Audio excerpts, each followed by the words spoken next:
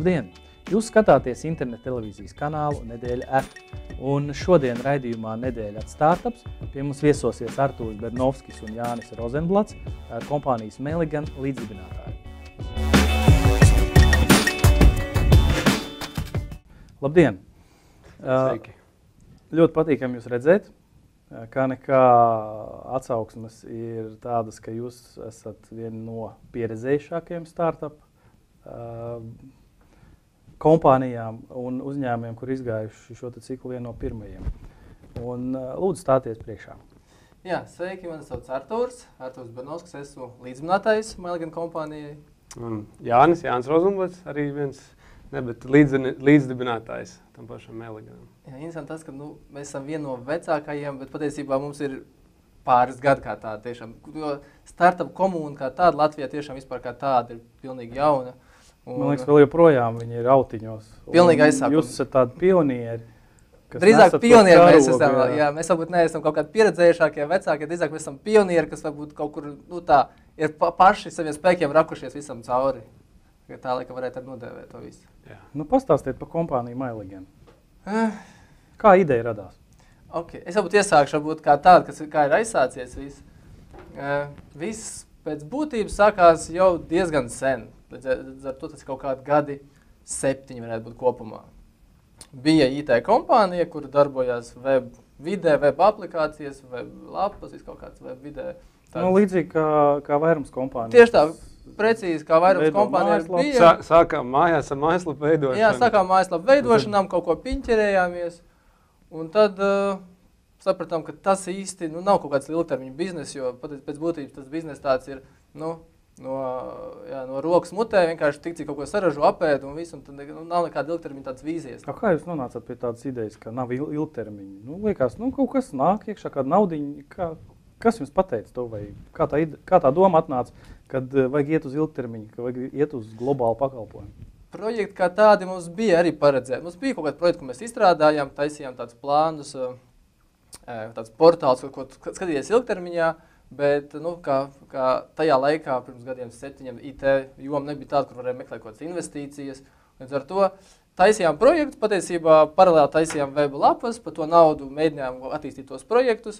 Un tādā veidā mēs iekšējā putrā arī dzīvojam. Un nebija varbūt tās zināšanas no āras, kā izvirzīt šo te produktu kaut kā globālā tirgu. Līdz ar to tie projekti, ko mēs realizējām, vairāk mazāk viņi arī palika lokālā tirgu. Un tā kā Latvijas tirgus ir, es pat teiktu, tiešām gaužam ļoti maz, vismaz šajā jomā. Un tad sapratām, ka kaut kas jādara pavisam savādāk. Un tad nāca Jānis. Ar svaigu ideju un domu. Jā, jo es jau no 18 gadus nedzīvoju Latvijā. Un vēl aizvien tieši šādā veidā gan Meligan, gan vispārējie mūsu projekti notikuši, daļai attālināti. Katru mēnesi, katru trešo, katru pusgadā reizi iznāk atbraukt un patiešām tā šeit uz vietas norukāt un vēl aizvien tā ir. Bet jau tajā brīdī es jau biju nodzīvojis ilgu laiku ārzemēs un šī pasaules redzējums bija tas, ar ko es atbraucu apakaļ. Mēs ar Artūru apvienojam spēkus. Man daudz, bija padziļinātāka zināšanas internetu mārketingā, dažādos tajos resursos. Artūram bija pieredze un komanda jau tieši web projektu izstrādē. Un man to gribās salīdzināt tāds tā kā piemērs ar pašu Billu Geitu. Viņa partneri ir tādas slavenas bildes, kur viņi sēž. Viņu stāsts ir tāds, viņi sēdēja garāžā un zīmēja uz sienām, ko viņi savu startup tādā veidā izveidoja. Un es atceros to dienu, es teicu Artūru, es dodos, būšu apakaļ, sēžamies, ieslēdzamies mazā telpā kā šī, uz visu dienu pasūtam pīcas, kolas un ejam ārā, kamēr nav plāns uz galda. Bet tad pirms tam jums nebija nekāda ideja, ar ko turpināt? Vai jau bija kaut kāds aizmetnis, kādu produktu? Bija jau projekti iesākt, un tur jau tā lieta, ka mums jau bija projekti, bet viņi bija lokāli. Un līdz ar to šī globālā vīzija tiem projektiem varbūt nebija tik plaši, it kā idejas ir, bet ko tālāk. Un tad mēs tiešām ieslēdzāmies telpā un tāfeli vienkārši bija zila, zaļa, sarkana. Ko jūs dariet? Jūs entos projekts ņemāt un analizējāt? Jā. Un beigās bija 2 vienkāršāki, mazi nedēļas projekti. un tad viens lielais, un tad mēs gājām ar šo. Bet galvenais nosacījums bija... Varbūt, ja nav noslēpuma, kādi tie projekti bija, kādas jūs tur iztirzājāt? Tur bija... Fun projekts? Jā, bija tādi smieklīgi projekti, kas vienkārši vairāk uz masām gāja. Tas bija... Dzīve ir skaista. Dzīve, jā, vai kaut kā tam līdzīgi, vienkārši, kur cilvēki var rakstīt savas idejas tur par to dzīvi, kas, kaut kāds atsauks, dalīties ar savu pozitīvām idejām. Bija... es pat tev precīzi neatcerēšos, jo viņi tad bija, dzīve nebija viņam, diemžēl. Jā, mums bija pietiekoši, lai nedēļu viņi palaist un mēnesi slēpstītos, lai viņi dzīvo vai nedzīvo. Un tu jūs visus viņus pamēģinājāt palaist? Palaidām 1, 2, un tad 3. jau bija tas, uz ko mēs ieskrējāmies, pamēģinājām, kā mēs varam kopā strādāt. Ne tikai uz lieliem, bet sākam ar mazākiem projektiem, komandas, darba procesu, vispārējais. Un tad mēs gājām uz lielo, bet kā Arturs pieminēja, viens no galvenajiem nosacījumiem bija, lai ir ilgtermiņa biznesa. Jo veidot mājaslapas, tu esi vienmēr limitēts uz cilvēku resursu. Cik tev ir cilvēku resursu, tik projekts tur izpildīt, un katrs klients atnāk pēc 30 dienām, tas projekts beidzās, ja nav papildus pakalpojumu, un vienalga tev ir jāstrādā. Un šodien, teiksim, es ieteiktu visiem startupiem domāt par recurring, saucamo atkārtoto maksājumu biznesu, kas iet uz priekšu, nevis vienreiz pārdot software, tā kā mēs agrāk Windows disku nopēc, ieliec datorā un ar to arī beidzās. Ja? Kad tagad visi modeļi, bet galvenais šis internet biznesa modelis ir uz atkārtotiem mēnešu maksājumiem. Un līdz ar to mēs varam rēķināties, ka nākamais būs vismaz tie vecie, plus vēl jaunie un tā tālāk. Ja? Šī ideja bija pa pamatu, vai šis princips bija pa pamatu tam, kā veidot šādu e-pasta marketinga rīku? Un tad mēs skatāmies dziļāk. Tātad, kas ir tā industrija, kas aug, attīstās un nekad nemirs? Un kur ir, es teikšu tā, ja runājot par e-pasta marketingu jau tieši par to pašu marketinga metodi, viņi kā maize un ūdens priekš jebkuru uzņēmumu. Jo tev ir jāveido komunikācija, jābūvē lojalitāte, jāapziņo klienti, ja tu gribi izdzīvot. Tas tā kā reklāma. Ja tu netaisīsi savu reklāmu, tad tev nebūs biznesa. Un e-pasta marketings savā ziņā ir reklāmas rīks, bet tajā pašā brīdī lojalitātes rīks un komunikācijas rīks ar saviem klientiem. Bet, kad ideja izskanēja, viņi uzreiz aizgāja starp jums?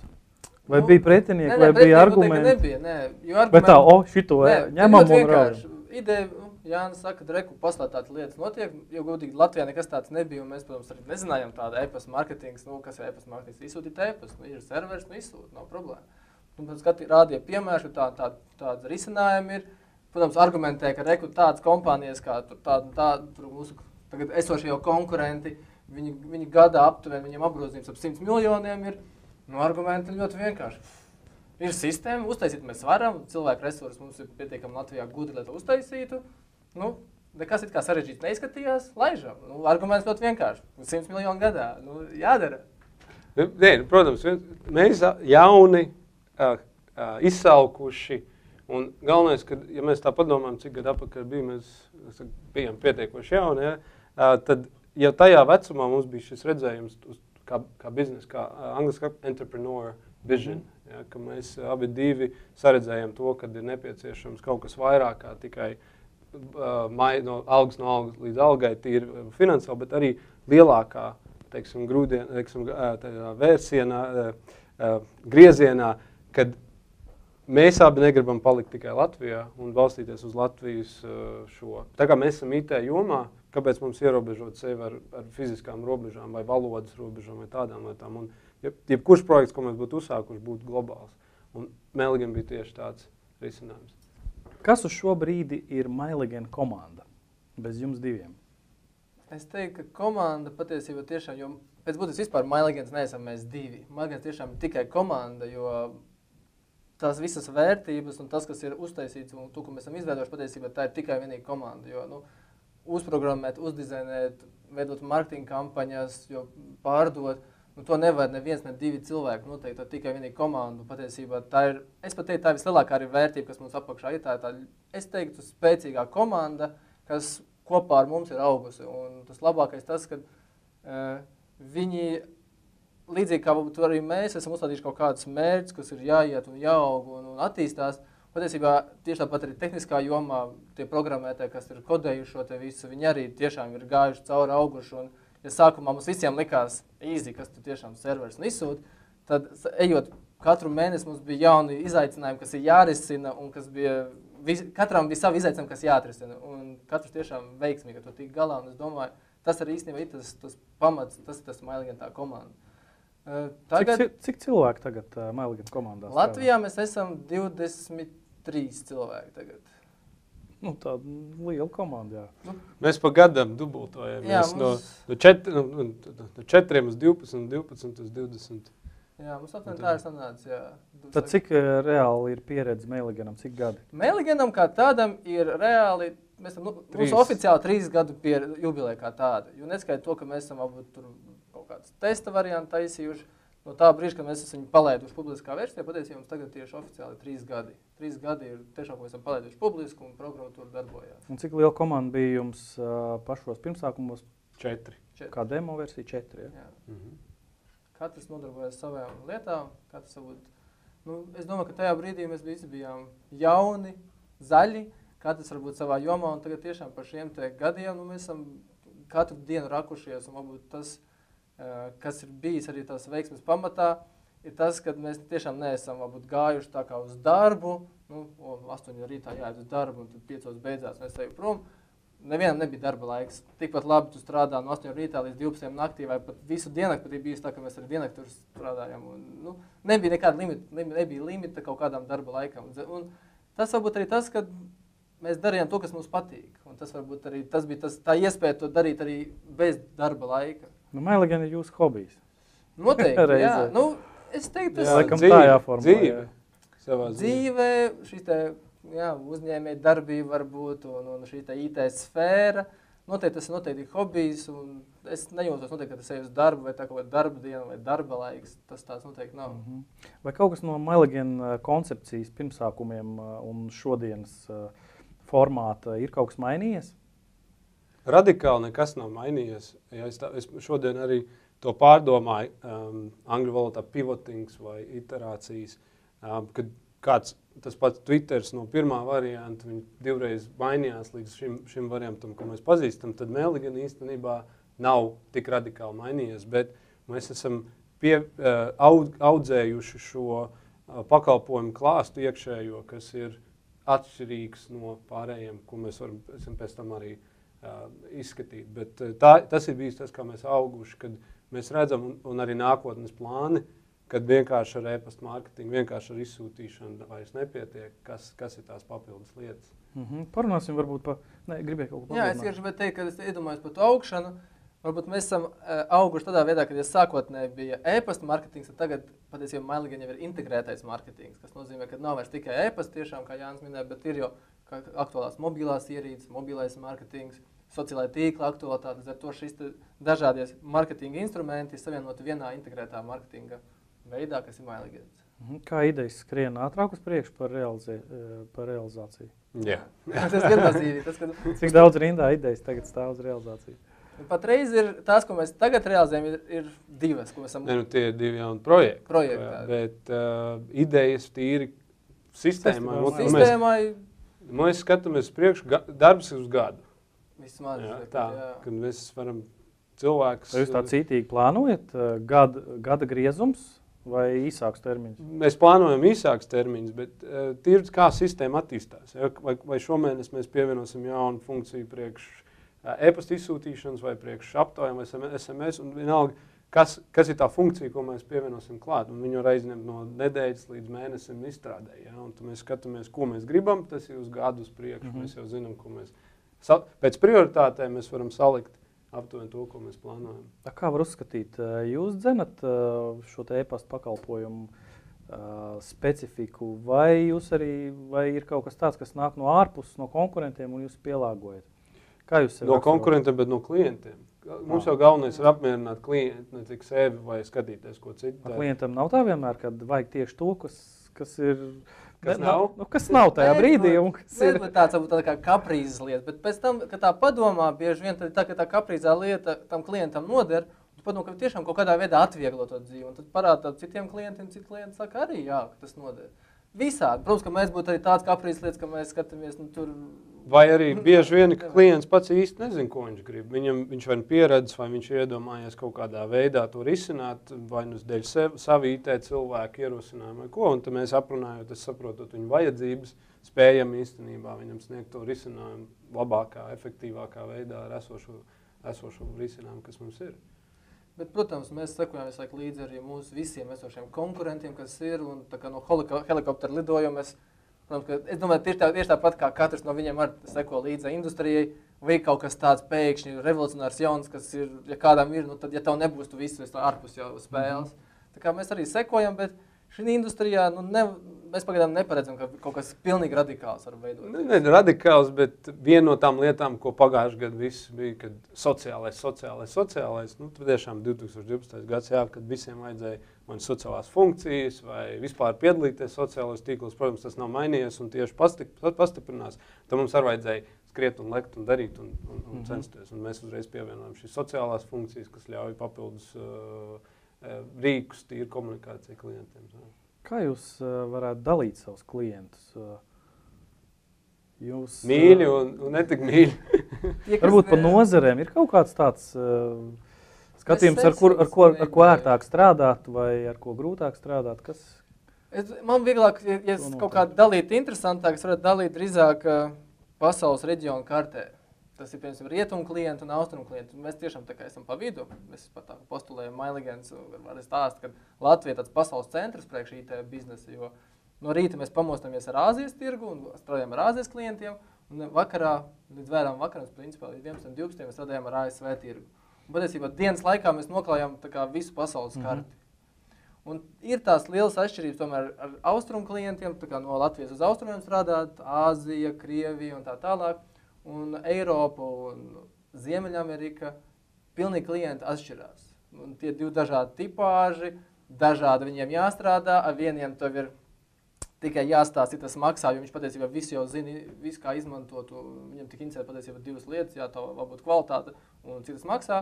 Otrā pusē, kas ir varbūt uz austrumiem, tur atkal aiziet šīs tā izskaidrošanās, kāpēc instruments varbūt ir vajadzīgs un tā tālāk. Tā kā, nu, tas būtu tāds viens salīdzinājums divās globālās kartēs. Tad teiksim, pieminot tātad tirgus vai klientu rūdījums kā tāds. Rietumos īstenībā no kurienes arī tas viss nāk, vairāk mazāk tieši mārketings, un Amerika ir daudz soļus un gadus priekšā visai pārējai pasaulē tieši no mārketinga viedokļa un e-pasta mārketinga un digitālo un tā tālāk, ka vispārējie mēģina pieraut klāt. Tad, jā, kad, teiksim, Austrumu Eiropa, es pat teikšu pat Austrumu Eiropa, tāpat vieta, kur mēs esam, neskaitot austrumus, vispār pasaules austrumus. Es gribēju tādā veidā varbūt atgriezt mūs pie sarunas pa Latviju, kad mēs vēl aizvien esam tā labākā auditorija, tas klientu loks, ka mēs ieguldam ļoti daudz laika un resursus tieši klientu apmācībā. Ja 2 gadu atpakaļ nebija tieši e-pasta mārketings bija sinonīms spamam, tā vismaz, teikšu, šī publiskā uztvere bija par to tēmu. Tad mums pagājuši ir 2-3 gadi, kamēr mēs ceram, ka kaut kādā veidā mēs esam šo uzskatu mainījuši, ka tas nav spams. Un tieši šādā, ja runājam par tiem klientiem, un kā tu pieminēji vai rietumu vai austrumu, tad tie klienti, ar kuriem ir daudz vairāk jāstrādā priekš apmācības, viņiem varbūt ir ilgāks laiks, bet izveidot tuvākas attiecības, lielāku uzticību un ilgtermiņu, daudz teiksim, tālredzīgākas attiecības. Lielāku darbu iegūt klientā un līdz ar to arī visu laiku komunicējot atpakaļ. Ja rietumi nāk pie mums, viņi zina, ko grib, un viņam interesē cena, viņi atnāk, paņem un viņi rītdien aiziet, tad austrumiem vai ar Latviju strādājot, mēs veidojam ilgtermiņu attiecības. Droši vien arī, jo lielāks tirgus, jo tā vajadzība pēc tāda rīka ir lielāka, jo mazāks tirgus atkal nobļaujies un uzreiz tevi dzird. Ir visādi tiešām, mēs esam izgājuši daudzos tirgos un katram tirgu mēs zinām savu specifiku, sākot tiešām ar Ameriku, varbūt ASV un ar Eiropu un Krieviju un Ķīnu, un katrā tirgu pilnīgi savu specifiku, savi noteikumi, savu pārdošanas veidi, teiksim tā. Līdz ar to pilnīgi globālā biznesā darbojoties, tu saskaties, ka pasauli tiešām ir dažāda. Un par to priecājies. Super, tātad jūs esat iekāpuši globālajā biznesā.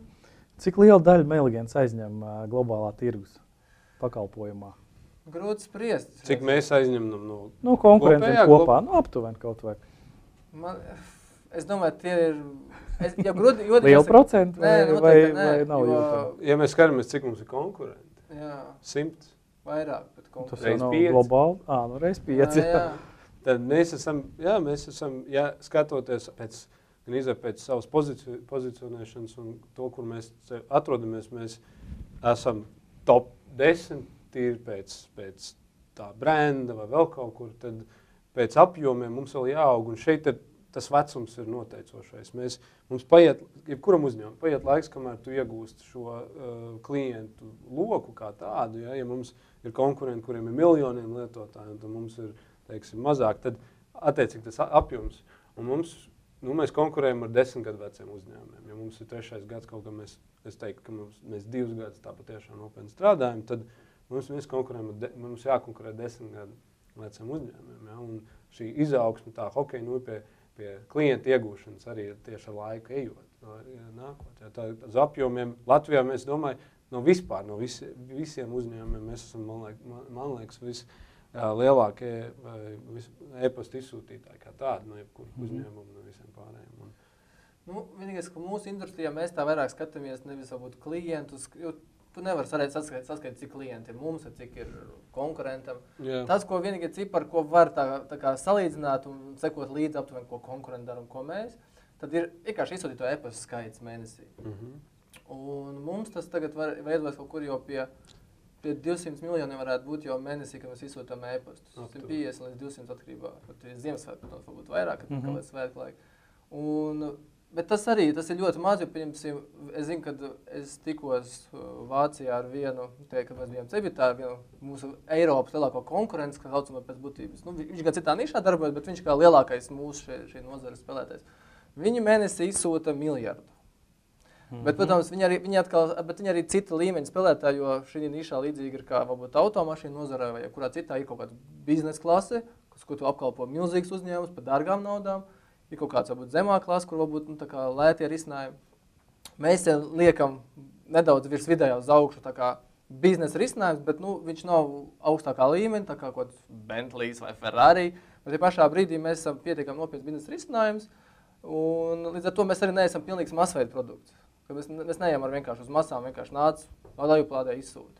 Līdz ar to grūti salīdzināt ciparos. Neviens varbūt uzņēmums arī konkurents to ciparus nerāda, cik viņam tur īsti ir. Viņi aptuveni tur publicē kaut kādu ciparu, cik viņam apgrozījumi ir. Bet ir tās lietas, kas ir e-pasta izsūtītie, un tad pēc tā, protams, var proporcionāli mēģināt salīdzināt un reiķināt.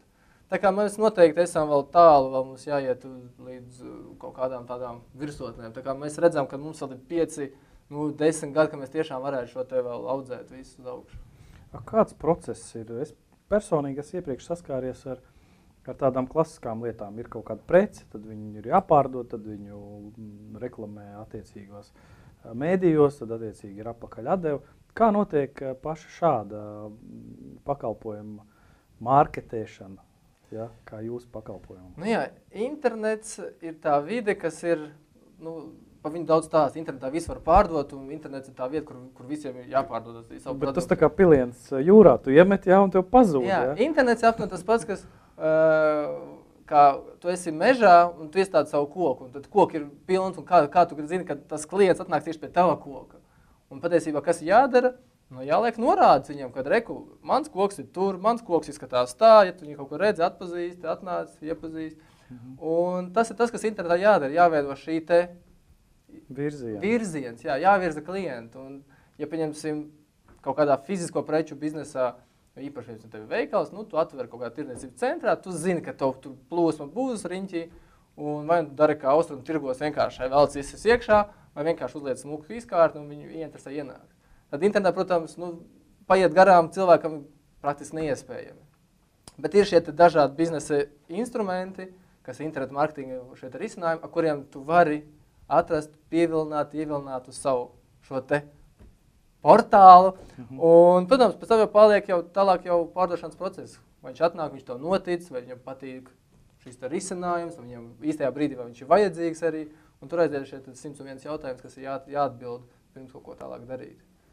Bet, ja runājam par procesu. Par procesu kā tādu. Par procesu kā tādu, tad galvenais e-pasta mārketings ir tā viena lielāka atšķirība starp spam un e-pasta marketingu. E-pasta marketings ir uz atļauju balstīts marketings. Tātad pirms tu vari pat uzrunāt savu klientu, tev jāiegūst atļauju. Un šo atļauju var iegūt dažādos veidos, atkarībā kāds tev ir biznesa modelis vai biznesa kā tāds, vai tu esi saucamais offline biznes vai online biznes. Online biznes ir daudz, teiksim, vieglāk, ātrāk izdarāms šis atļaujas iegūšana, kas ir tev mājaslapā, piemēram, ir reģistrācijas forma, vai uz jaunumiem, vai pirkuma forma, vēl kaut kas. Un šajā procesā tu jautā klientam vai uzaicini viņu parakstīties uz tādiem jaunumiem vai uz taviem piedāvājumiem vai ko. Un ja tev ir internet veikals, pie reģistrācijas tu viņam var uzdot jautājumu, vai tu vēlies saņemt nākotnē piedāvājumus, kas būtu pārdošanas piedāvājumi, jaunumi un nekas.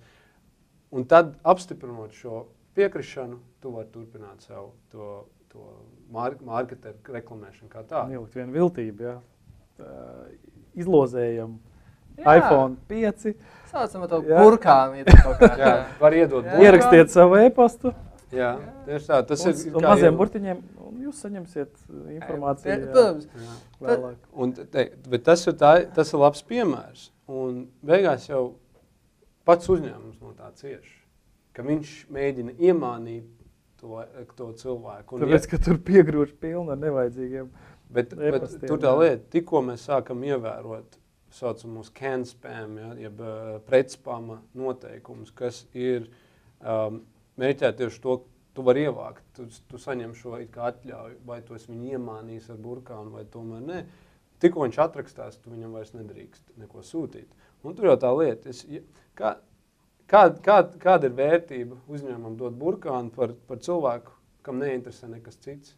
Viņš viņu ievelina un tikpat ātri no pirmā sūtījuma, pirmās reklāmas cilvēks atrakstās. Droši vien, ka viss atkarīgs no produktu, ko tirgo. Tieši tā.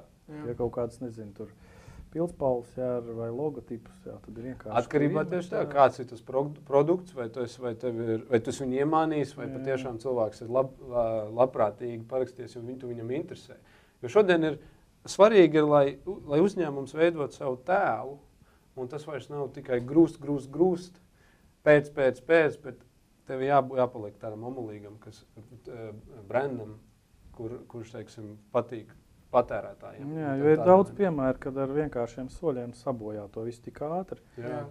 Vienkārši sliktu atsauksmu sabojā praktiski visu, un atgūt uzticību ir ļoti grūti. Tieši tā. Man ļoti interesē investoru jautājums. Kā notiek šis te investoru piesaistes brīdis? Tad jūs bijāt 4 iesākumā, jūs jau zinājāt, ka jūs iesiet pie investoriem? Drīzāk ir tā, ka mēs ļoti nojautām, ka tā mums būs jādara. Nebija tā, ka tādā brīdī, kad mēs uzsākām, mums bija galvenais plāns un mērķis ir uztaisīt kaut ko, tālāk skatīties, kas notiksies, realizēt. Un pašā pirmā brīdī, kad radās tikai ideja, drīzāk tas, ka mēs sapratām, ka ja būs, tad būs jāiet. Tas brīdis pienāks un tad būs jāiet, protams, un jāmeklē, jo ar esošiem resursiem izvirzīt kaut kur tālāk, ir ļoti grūti. Sākums mums bija paši savas investīcijas. Mēs strādājām un to pašu naudu ieguldījām. Savu naudu, darbu teiksim, procesā iegūtos līdzekļus un tas ieguldījām. Un tad pirmais posms bija šis, mēs inkubējāmies, tā teikt. Un tas bija tas vēl viens palīgi, teiksim. Kā tas praktiski notika? Jums bija jau demo pakalpojumu versija, iespējams pakalpojums, ko jūs varējāt parādīt, kā strādā? Nē, īstenībā mums vēl paveicās... Vai vienkārši prezentācija PowerPointā? Mēs gājām principā ar ideju. Tas, ka es pēc godīgi brīnos, ka mums noticēja tā ideja, jo tajā brīdī inkubātori tomēr vairāk saprata tādas fiziskas lietas, tur ražošanas un kaut kādas praktiskas lietas, un te nāk ar kaut kādu softu, IT. Inkubātors Latvijā, atvainojos. Inkubātors Latvijā, jā, inkubātors Latvijā, tas bija Jelgavas inkubātors. Un mēs, protams, prezentējam, kas mēs esam, ka mums kaut kāda pieredze šajā IT jomā ir ideja, kas varētu realizēties, un patiesībā vienkārši noticēja, ka to var izdarīt. Kaut kādas iestrādes mums, bet ļoti minimāls, mums nebija nekas tāds, ko varētu parādīt, nodemonstrēt, ka reku šeit būs. Mums bija tas, ka mums ir ideja, un šādi mēs viņu varētu realizēt, un mums vajadzīgs kaut kāds atbalsts. Un inkubātors noticēja, ka to varētu realizēt. Un, jā, noteikti kaut kāds arī labums bija no šiem arī inkubatori, kurš mums palīdzēja kaut kādos atsevišķos jautājumos virzīties uz priekšu. Inkubatoros, ko laikam tas ir vieta, ja? Apmaksāta kaut kāda grāmatvedības pakalpojuma, nemaldos. Tur nekas tāds daudz nav. Uz pašu produktu attīstību, man liekas, tur nekas tāds nav. Tur uz produktu attīstību mēs arī nedaudz dabājām. Tur varēja. Eiropas papildus finansējums, kas mums ļāva arī veikt papildus darbības, kas bija nepieciešamas. Bija atvieglojums kā tāds darbā, ko mēs veicām. To es tā varu pateikt, ka tiešām JITS, tas inovācija centrs, Jelgavas inovācija centrs, jā, mēs viņiem, paldies, jāsaka, Agris bija, tad bija iesaistījies cilvēks tur, un viņš patiešām noticēja. Ja es pareizi atceros, nebija tā, ka pat tikai ideja bija. Mēs gājām īstenībā jau prototīpa posmā, jau bija tā back-end platformas pamats bija, un mēs gājām un prezentējām, stāstījām un to vīziju, un patiešām tāds pasaules, tirgus, mēs esam šeit, mēs paņemsim 10% gada laikā. Ja, un traki, tūlīt viss elementāri. Tūlīt viss būs. Un, noticējām visam, tiešām mums bija vieta, mums bija pat cilvēks Jelgavā, un tāpat pārdošana, un tad tehniskais atbalsts. Mēs jau sākām izmantot to, ko viņi sniedz, un grāmatvedības pakalpojumus un finansējumus. Tā kā viņi noteikti mums arī ļāva šo pamatu pakāpties. Es teiktu, viņi ļāva mums samazināt mūsu personīgās izmaksas. Mēs varējām arī vismaz paši paēst un padzert. Un nebija tā, nomaksāt dzīvot. Jā, ka nebija tā, ka bija jādzīvo uz ielas vai jādzīvo ofisā tikai tāpēc. Slodzi noteikti. Jā, kaut kāds slodzi noņēma vismaz nost, kas deva kaut kādu noteikti. Tam arī tie inkubatori paredzēt, kad tieši jauniem uzņēmumiem, lai viņiem ir kaut kāds atāps brīdis, lai iegrieztu. Tagad jau izejot šo posmu, es jau, varbūt esošajā pusē, kurš saņēma šis atbalsts, es zinu, varbūt, kur vajadzētu vairāk atbalstīt, kur varbūt ir tās lietas, ko, patiesībā tādas vairāk uz papīra formalitātes, kura mēs laukā, bet ir kaut kādas lietas, kur varētu pat vēl vairāk būt. Bet tur noteikti šeit ir Eiropas kaut kāds regulas, ko var, ko nevar, un ko ierobežojam. Bet ja to modeli uztaisītu, varbūt tā kā ārvalstīs ir, kā varbūt tiešām Singapūra, Hongkonga un arī Silīcija ielais, kur ir dažādi atbalsta modeļi, dažādi risinājumi, un tur ir skatīts varbūt, tāds dziļāk tas atbalsts.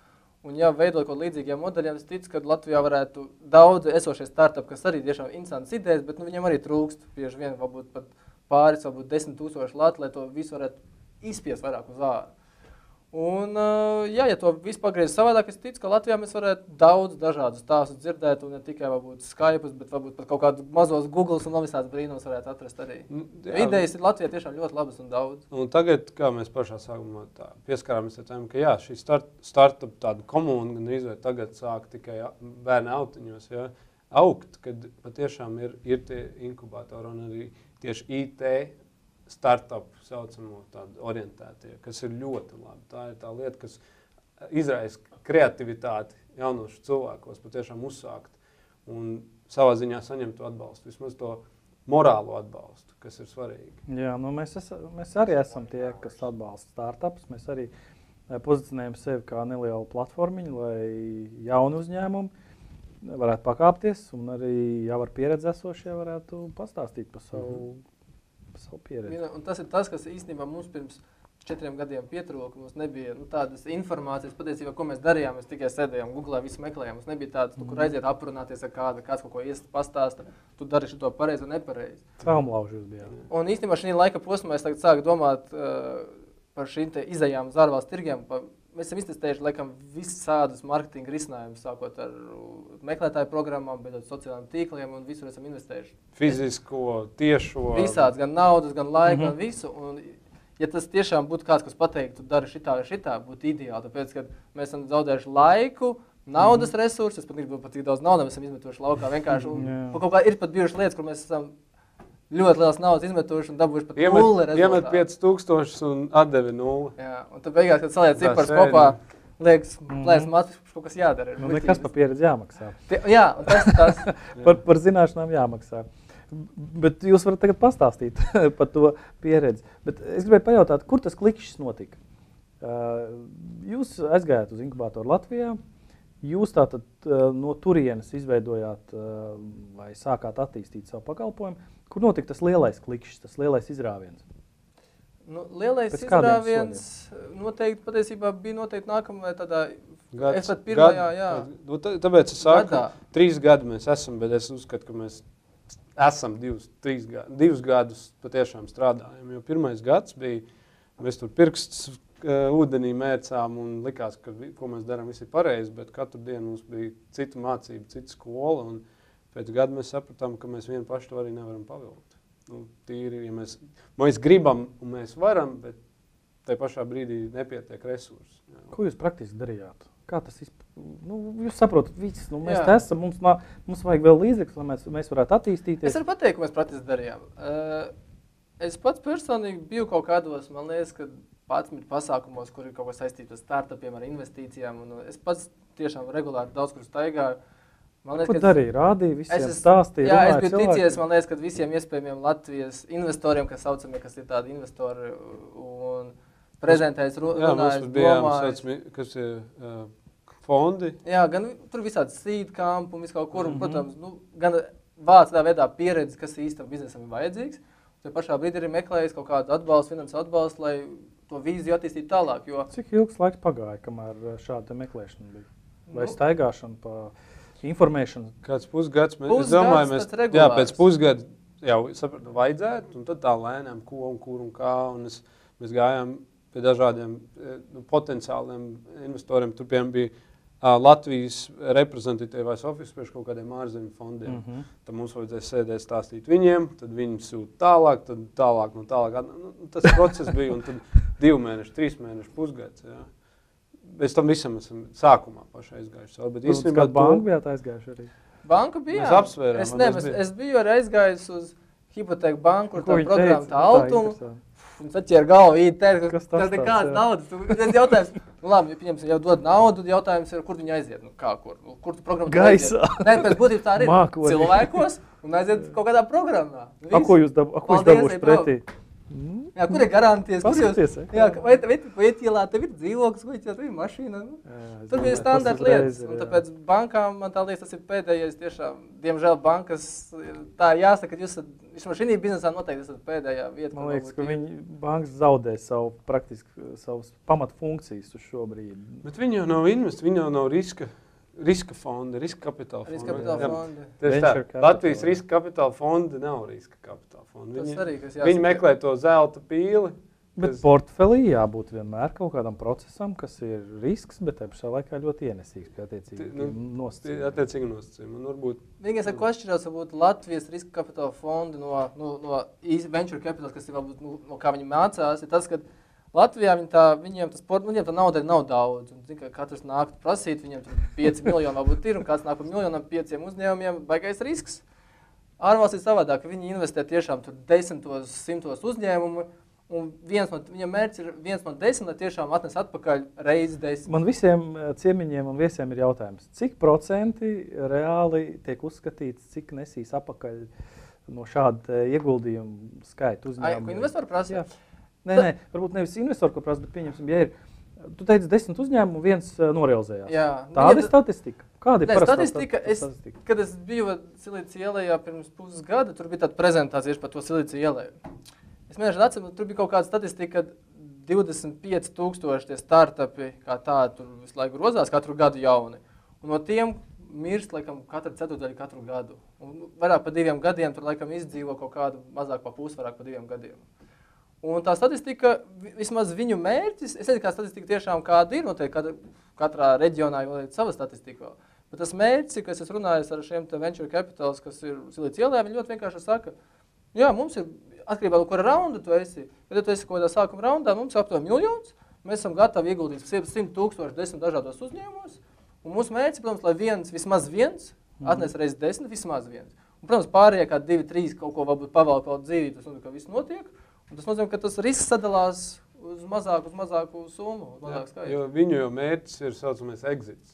Exits tajā brīdī, kad viens no tiem 10 uzņēmumiem ir noķēris to hokeja nūju ļoti ātri, un kāds no lieliem atnāk nopērk viņu par 10, 20 miljoniem. Viņi ieguldījuši 1 miljonu 10 uzņēmumos, un tas viens uzņēmums uzreiz ir 10, 20, un viņu daļa jau ir vairāk, kā viņi ieguldīja. Meligans ir veiksmīgs investoru ieguldījums. Jā. Investoram noteikti, es domāju, tas ir veiksmīgs, jā, noteikti, jo viņam noteikti tas ieguldījums par to, kas ir patreiz un kas būs nākotnē, noteikti būs un ļoti veiksmīgs. Vai jūs esat jau plānoti norealizēt, tas ir tā, vai jūs plāno norealizēt kādam?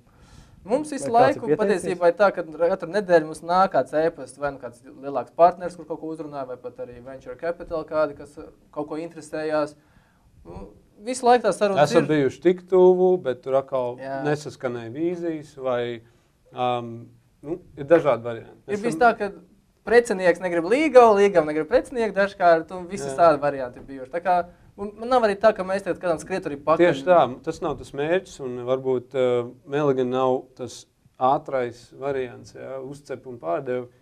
Mēs to redzam ilgtermiņu, patiešām ilgtermiņu biznesu, un viņš ir tāds stabils, tāds nopietns online biznes. Viņš nebūs mēnešu laikā tātad miljons, jā, bet mums paiet 1 gadiņš, 2 gadiņš, 3, un mēs salīdzinoši var pateikt, 9 gadu vecs konkurenti izpirkt par 170 miljoniem. Tas ir tāds labs mērķis, uz ko mēs varam iet, jā, piemēram. Bet pēc 6 gadiem noteikti tā cipara būs pat savādāk. Noteikti, un pakalpojumi arī būs daudz sarežģītāk. Tas ir tāds labs mērķis, ko tiekties. Un šobrīd mēs pat neskatāmies vairs uz to, kā mums nevajag pārdoties. Mēs esam profitable, mēs esam pelnoši, mums ir visa kārtībā. Pastāsti par brīdi, kad jūs tikāt izvēlēti, vai investors pateica jā? Es pateicu, tas bija foršs brīdis. Tajā brīdī, kad pasaka jā, visi spiežam roku, tas ir patīkams brīdis. Bet kā mēs līdz tam tikām, es saku, tas bija, mēs gājām ļoti daudziem investoriem runāt, venture capitals un tā tālāk. Un tādā brīdī, kad jau bija tā, mēs redzam, ka tam investoriem ir tā interese, kaut kā gadījās tā, ka... Visiem bija interese lielāk vai mazāk? Jā, tieši tajā brīdī patiesībā bija kaut kā pēkšņi vairākiem investoriem tā interese. Tas tā kā, es nezinu, laikam, ka tev nav darbs, to nekur ej un meklē nav, un pēkšņi, kad tev visi piedāvā darbu. Jā, tas īstais zvaigžņu stāvoklis nostājās tā, ka pēkšņi šim biznesam visiem interesi investoriem. Tādā brīdī mēs skatījāmies atkal jau tā drusku nedaudz lepnāk, ja jau daudz ir, jau vairāk, tad mēs varam kaut ko sākt domāt. Jau cena vai nebišķi? Mēs īstā nebijām tādu cenu, mēs vienkārši izvērtējām tādu drīzāk nākotnes sadarbības perspektīvas. Vērtīgāk. Jā, vērtīgāk. Drīzāk vērtīgākos sadarbības partnerus. Jo mēs, varbūt, tādā brīdī, kad tev stāv vairākas naudas, tad tu var skaties, varbūt, tā kā cits faktors jau var izvērtēt arī.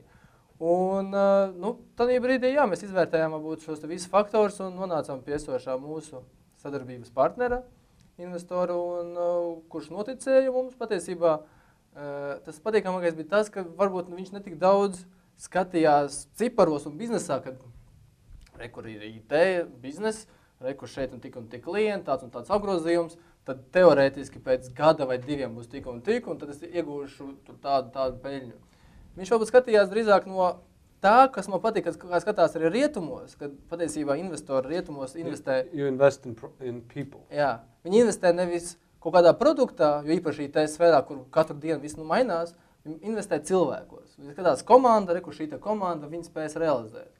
Un patiesībā vairāk tiešām viņš noticēja šai komandai, kad mēs varētu, pat ja kaut kāda krīze būs un pasaule apgriežās otrādi, ka tādā brīdī mēs arī apgriezīsim vienkārši otrādi arī programmu, ja vajadzēs.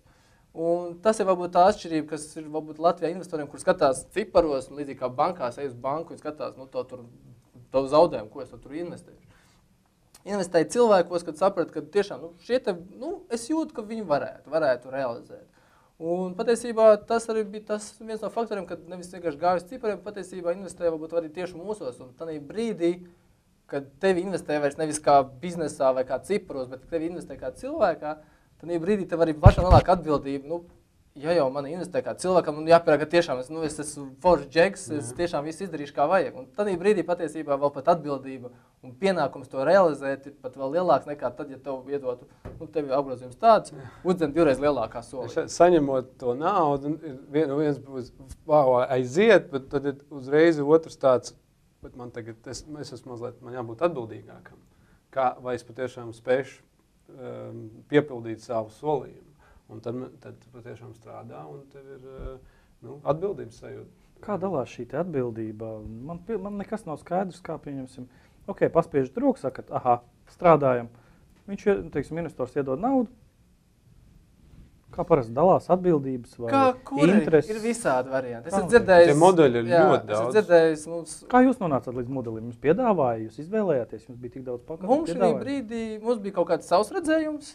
Protams, viņiem ir savs redzējums. Un tādā brīdī mēs arī bijām inkubatorā, kur bija vēl viens atbalsts, šis juridiskie pakalpojumi, ko mēs arī izmantojām, kur mums deva iespēju šo juristu, arī tādu konsultāciju, kā to labāk samodelēt, jo mums tas bija jauns kaut kas.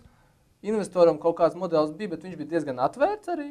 Bet tajā brīdī arī juristiem kā tādiem, viņam arī bija tāds jauns, kaut IT programmu, kur tur investēja, arī kaut kas tāds jauns. Tad mēs likām kopā šo te vīziju, un patiesībā mēs vairāk balstījām visu uz cilvēcisko faktoru, nevis uz kaut kādu tādu juridisko, jo pēc būtības papīrs jau pacieš visu. Tieši tā, papīrs pacieš visu, jo īpaši šī sfērā, kur programma... Vēl nav gatava produkti. Nē, programma kā tāda arī, ko tur programma var, programma ir... Tur nav kaut cilvēki. Tur jau tik un tādi cilvēkos tu investē, jo tas nav ražošana, kur tu, cilvēks dumšs un biznesa aiziet greizi. Es varu pastāstīt, kāda konkrēti ir tā sadarbība? 50-50, tur 20, 30, 50. Procentuāli? Man, interesē. Procentuāli var iet. Kursoftā tur jau viss arī redzam sadalījums. Es tad domāju, tagad ir kaut kā cik jums sanāk. Tev ir 29. Nē, es varbūt ne pa jūsu, bet par investoru attiecībām ar jums. Investors dod jums naudu, kādas attiecības viņam ar jums ir? Viņš mums ir partneris patiešām tādā ziņā, tāds kā klusais partneris.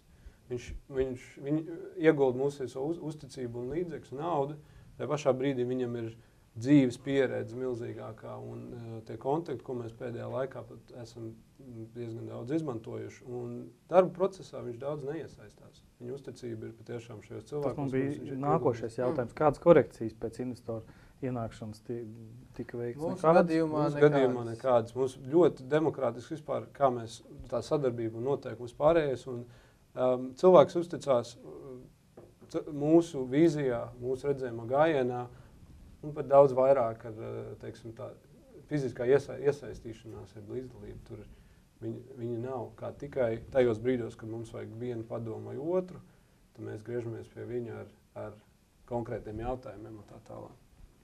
Jā, mēs atvērām tagad paši savu kontu Nedēļas Set televīzijas kanālu, un mēs arī te kaut ko esam darījuši. Varbūt tā izņem cauri. Tagad mēs gribam uztaisīt kampaņu. Ok, tad Start kampaņu.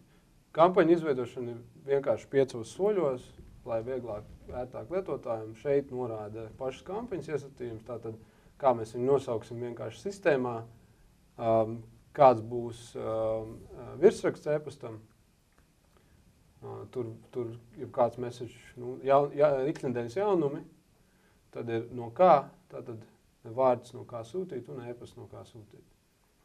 Message subject from artist un tātad būs jāieliek tas nosaukums, bet message subject, message tā vēstules virsraksts, kas būs nedēļas vēstule, piemēram, jaunumi, weekly, tieši tā. Un tad no kā sūtīt. Mēs varam norādīt vai izsekot klikšķus, vai izsekot atvēršanu, pielikt Google Analytics tracking. Un tad mēs varam pat automātiski nopublicēt šo jaunumu vēstuli sociālajos kontos, ko mēs pirms tam pieminējām par sociālo funkcijām. Un tad mēs izvēlamies, kādu tipu e-pastu sūtīt. Ir 2 tipi HTML plain text. HTML ir tas, ko mēs vienmēr izmantojam šodienas e-pastos, smukas bildes, smukas saturs un tā tālāk. Spiežot tālāk, mēs varam izvēlēties. Tajā šīs 2 funkcijas ir sociālās funkcijas, ja mēs gribam automātiski šo kampaņu nošērot sociālos tīklos, bet iepriekš vajadzēs saslēgties ar tiem tīkliem kopā. Tas pagaidām neslēgšu. To tagad nē. Nākamajā solī mēs vienkārši izvēlamies, kuram sarakstam mēs vēlamies sūtīt. Ja mums būtu vairāk tur iknedēļ, vai nu mūsu klienti, vai potenciāli partneri, vai sadarbības partneri, vai uz jaunumiem parakstījušies. Bet ja mums nav sarakstu, tad sarakstu, pirmā lieta būtu izveidot sarakstu. Tas ir, kā tas viss process sākās. Bet saraksts izveidojas to, ka mēs paši ar roku ieliekam šos e-pastus vai atkal... Vai ievācam. Tātad, ja nav sarakstu uzņēmumu, kas nāk pie mums bez saraksta, mēs viņiem varam izstrādāt stratēģiju, kā iegūt šo sarakstu. Un bieži vien tas ir esošiem biznesiem mājaslapā pievienot jaunumu parakstīšanās formu, uzrunāt savus klientus, uzaicināt viņus, parakstīties uz jaunumiem, izmantot savu klientu datubāzi, ja tādi ir, ar kuri veidot šī komunikācija attiecības. Jūs praktiski jau nevis piedāvājat pašu platformu, kur cilvēkiem pašiem to darīt, bet jau dodat pašu pakalpojumu, kā mārketingu veidot. Jā, tieši tā. Meligan nav tikai platforma. Tas ir tāds self-managed tools, bet reāli mēs piedāvājam pakalpojumu, stratēģiju, audits, analītis, kampaņu vadība, dizains, šablonu dizains. Patiešām tas servis loks, tas tas nav tikai spamvēstules izsūtīt. Nē. Un šī gadījumā mēs izvēlamies sarakstu, kuram nosūtīt iepazīšanās. Šī gadījumā testa e-pasts. Nākamais. Šī solī mēs izvēlamies kāda tipa šī šablona editoru mēs vēlamies. Vai mēs gribam vilkt un mest vai parasto. Mēs varam paņemt vilkt un mest un izvēlamies kādu no šablona tipiem. Paņemsim basic, piemēram, izkārtojumu, kas atver vaļā šo redaktoru. Un mēs šeit varam vienkārši ērti, uzbraucot virsū, vai nu pārmest konkrētu saturu, vai uzspiežot, piemēram, uz lorem ipsum zemāk, dubult klikšķis, un saturs vienkārši rediģēt. Un te ievadam saturu to, ko mēs vēlamies. Sveiki. Jā. Un tad apstiprinām, un mēs gribam iemest vēl kādu. Tad šeit ir drošības paziņojums, ka vēl pietrūkst parastā teksta versija. Mēs varam importēt saturu augšā kreisajā stūrītī, importēt no HTML. Tas pievieno klāt šo versiju, teksta versiju tam pašam e-pastam. Viņš vienkārši nokopē to, kas jau bija. Tas ir tiem cilvēkiem, kas neredz bildītas un neredz šo formatējumu, viņam automātiski parādās teksta versija. Spiežot, ejot tālāk, tas arī viss tā jau e-pasts ir izveidots. Pēdējā solī mēs tātad šeit mēs automātiski sakam, ka ir nepieciešams ievadīt pretspama noteikumos obligātu informāciju. Automātiski piespiežot jā, šī informācija tiks pievienota e-pastam, spiežam vēlreiz next. Un pēdējā solī mums ir apstiprinājuma, teiksim, informācija. Mēs redzam, cik cilvēkiem mēs sūtam un ko. Un tad ir jānorāda, kad sūtīt. Vai sūtīt tagad, vai sūtīt vēlāk. Ieliekot sūtīt vēlāk, mēs varam norādīt laiku, datumu. Tātad 30. Aprīlī, 8:30, spiežot send later, kampaņa tiek saglabāta uz izsūtīšanu 30. aprīlī. Mums vairs nekas nav jādara, un viss arī ir. Un kur mēs varam redzēt, piemēram, viena kampaņa izsūtīta, viņai jau atskaites ir, uzspiežot uz atskaites, mēs redzam, cik cilvēkiem ir piegādāts, cik cilvēki ir atvēruši, cik cilvēki ir klikšķinājuši, atrakstījušies, kuriem e-pasts nepareiz bijis un tā projām.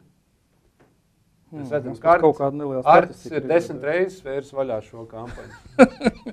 Savējo. Jā, un kurās dienās un tādā. Un kur mēs redzam, ka klikšķinājis viņš arī ir. Ja? Tā kā šī informācija parādās zem bouncēm, mēs saucam tos par mirušiem e-pastiem, bloķētiem e-pastiem un tā tālāk. Kas ir atrakstījušies un cik ir pārsūtījuši tālāk šo vēstuli.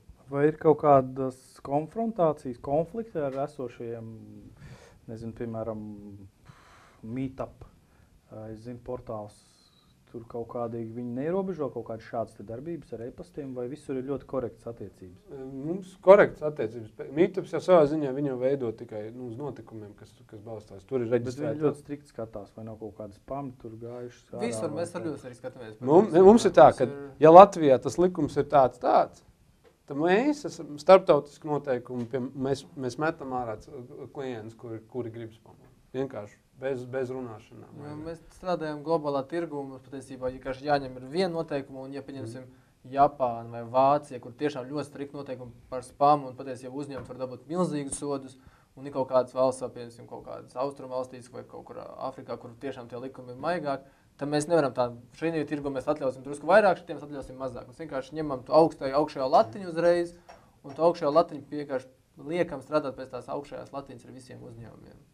Kā, teiksim, tiek noteikta šī spamā esamība, ja, piemēram, es vienkārši 10 e-pastu salieku iekšā savā šajā te pats ar roku, ja, palaižu, un tas ir spams? Pirmkārt, katrs konts mums iet saucamo verifikācijas procesu.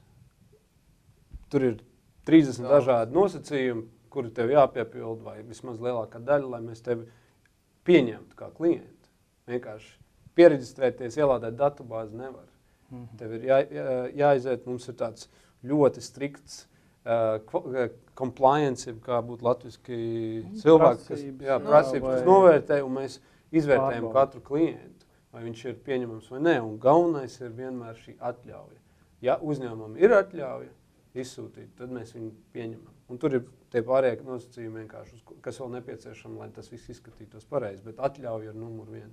Ja nav atļauja tiem 10, protams, mēs neesam melu detektors un tā tālāk. Ja cilvēks atbild, ka tie ir viņa klienti, viņam ir atļauja, mēs varētu būt, ka prasam pierādījumu, vai nu fizisku, rakstisku, elektronisku, vai nu šī gadījumā mēs varam arī paļauties. Mēs izvērtējam katru klientu. Diemžēl tas ir tāds mūsu specifika, mēs izvērtējam katru klientu. Ja tas atnāk kāds portāls, mēs skatāmies, ja viņš saka, man te ļoti liela datubāze. Portāls ir mēnesi vecs, bet viņam ir 100,000 jā, mēs pārbaudām, ka viņš patiesībā ir mēnesi vecs, un tad ļoti vienkārši nereāli to izdarīt, nereāli. Man nāk spams no Krievijas, datubāze ar, 500,000 e-pastiem. Pie mums pašiem nāk un prasa, vai mēs negribam iegādāties datubāzes, lai piedāvātu klientiem. Mēs neesam tādā biznesā. Ja?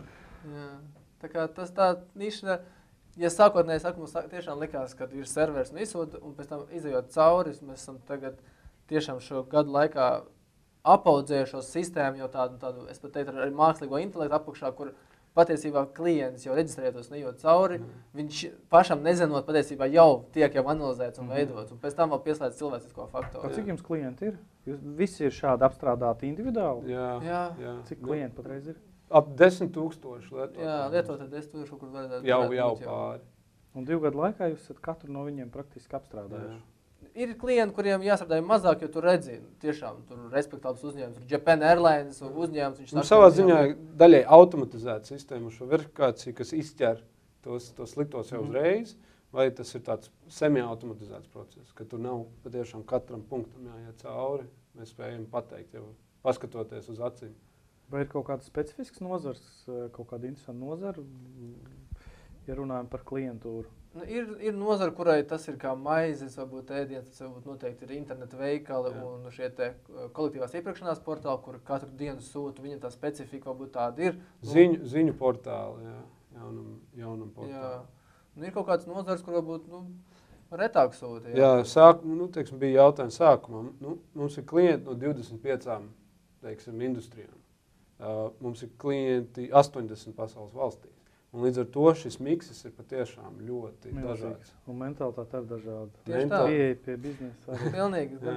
Tāpēc grūti sadalīt tos klientus kā tāds. Var grupēt, mēs esam grupējuši un arī mēģinām kaut ko sagrupēt, bet tā, ja vienkāršāk mēs vienkārši čērs pa kreisi un pa labi, un tad ir kaut kāds līdzības, kaut kāds var veidot. Droši vien, kā iepriekš runāju, tad tirgi laikam nosaka to lielāko atšķirību. Jā, tirgus noteikti, jo vienā tirgu tā izpratne, gan arī mentalitāte un vispārējais pilnīgi dažāds. Un ar indiešiem strādā vienā stilā un ar ASV štatu cilvēkiem pavisam savādākā.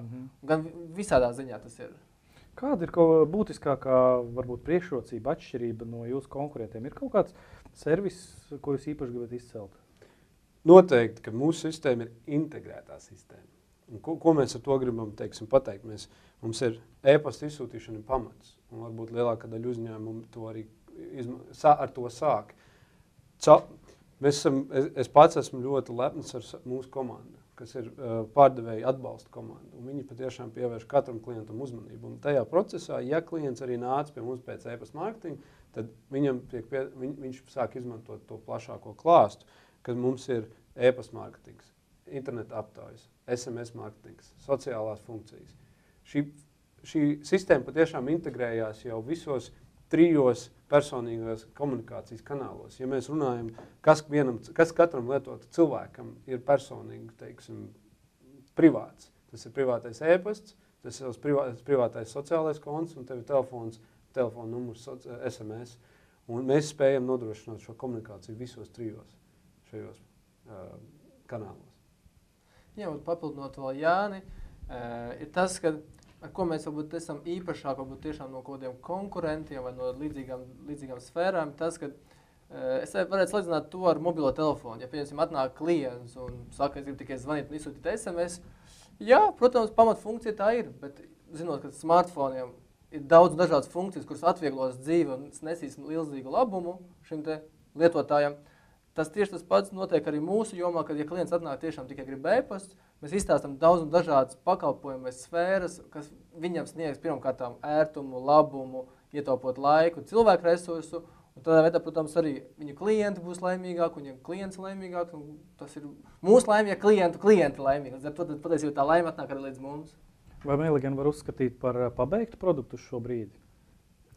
Tā kā Rīga. Jā, noteikti. Es teiktu, ka nekad Rīga. nebūs Jā, mums vēl ir daudz un dikti vēl dažādas Es teicu, darbs uz gadu. Uz gadu jau ir. Vismaz jau ieplānots. Nu, un tādā veidā, un ne, tas pamats ir tas, bet mēs tagad augam, paši esam sapratuši daudz vairāk lietas, ko vajag klientam un ko vajag industrija, ko pieprasa. Un galvenais, ka pats lietotājs jau ir pieaugušāks ar katru gadu. Ja tā industrija īstenībā kāds 10 gadus vecs, tad jau tajos pēdējos 2 gados tās prasības jau ir pieaugušas. Un klients nākot pie mums, viņš jau zina vairāk un grib vairāk.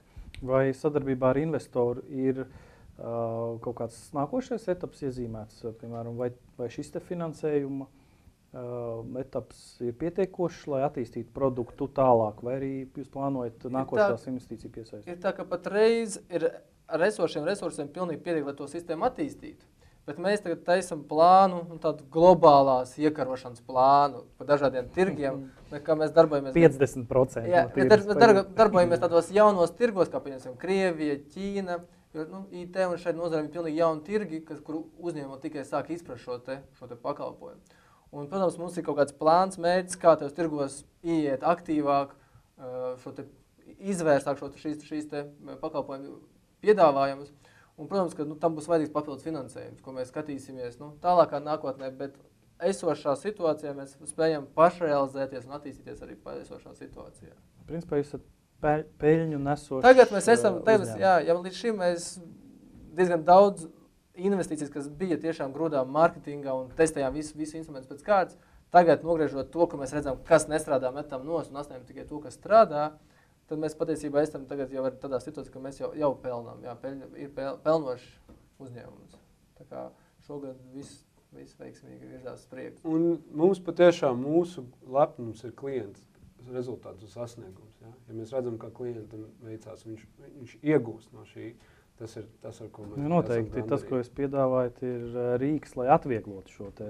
Jā. Un ne tikai rīks, vēl ko mēs piedāvājam, ir patiešām šī izglītošana, tāda pašu uzņēmē izglītošana un pat vairāk mazāk Latvijas vismaz sabiedrības, ko mēs veicam dažādas pat konferences saistībā ar šo tēmu un atsevišķi praktiskās nodarbības pat uz 100 cilvēkiem, uz 100 dažādiem uzņēmumiem. Jā, jo no vienas puses it kā izskatās, ka tā ir ierobežošana, ja, kad man neļauj izsūtīt, pieņemsim, 20 e-pastus, ko es pats esmu savācis, ja. No otras puses tā ir tāda normālā uzvedības kultūra, ar ko jārēķinās, ka es nevaru vienkārši izmētāt kaut kādu nevajadzīgu informāciju. Parasti, ka klients kaut ko jautā, kāpēc nevar izsūtīt, un es taču tikai ievācu tā.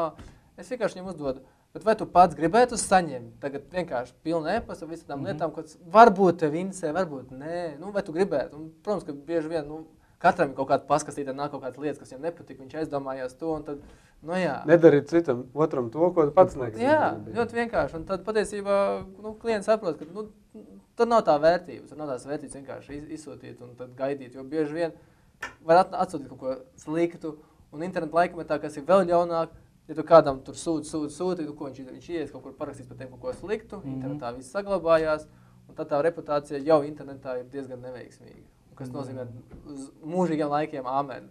Jā, tā, lai nesanāk, tieši labs nobeigums sanāk āmen, jā, bet lai nesanāk āmen, tad tiešām novēlu, lai jums izdodās turpināt iesākto, kā arī jaunos projektus attīstīt un realizēt. Un varbūt pāris vārdos novēliet mūsu skatītājiem, tiem, kuri vēl ir pašos pirmsākumos, kuri vēl varbūt tikai izauklē kādu ideju, kuru grasās tūlīt realizēt. Man būtu daudz ko stāstīt, bet pāris vārdos. Es pateikšu, varbūt pāris lietas, ko noteikti vajadzētu ņemt vērā, veidojot biznesu. Viens ir lai tas nav bizness, bet patiesībā tas tiešām hobijs. Lai tu neej uz darbu un domā, ka kaut ko realizēt, patiesībā tu ej ar prieku to dari. Tad brīdī tev vairs tas nebūs darbs un arī atgriezeniskā saite būs krietni lielāka.